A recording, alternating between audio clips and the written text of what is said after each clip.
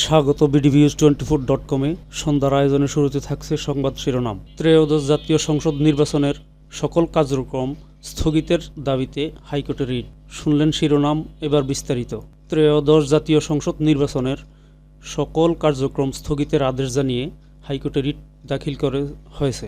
বুধবার 4 ডিসেম্বর নিবন্ধিত রাজনৈতিক দল বাংলাদেশ কংগ্রেসের মহাসচিব অ্যাডভোকেট খায়রুল ইসলাম এ রিট দায়ের করেন। bdviews24-কে তিনি জানান, রিটটি আগামী সপ্তাহে বিচারপতি সিকদার মাহমুদুর রাজির নেতৃত্বাধীন হাইকোর্টের দ্বৈত বেঞ্চে শুনানির জন্য উপস্থাপিত হতে পারে।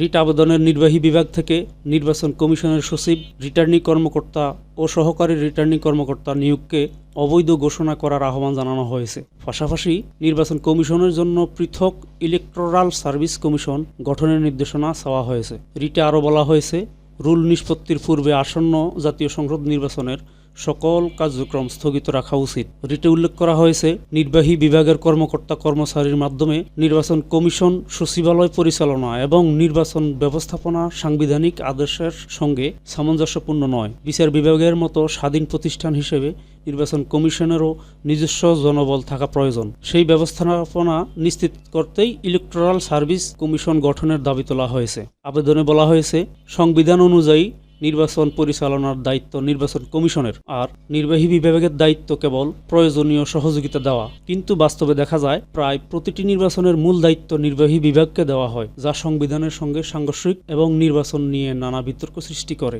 রিট আবেদনে আরও যুক্তি হিসেবে তুলে ধরা হয়েছে, নির্বাহী বিভাগ সরকারের প্রতিনিধি হিসেবে সরকারের ইচ্ছা অনুযায়ী নির্বাচন পরিচালনা করে থাকে।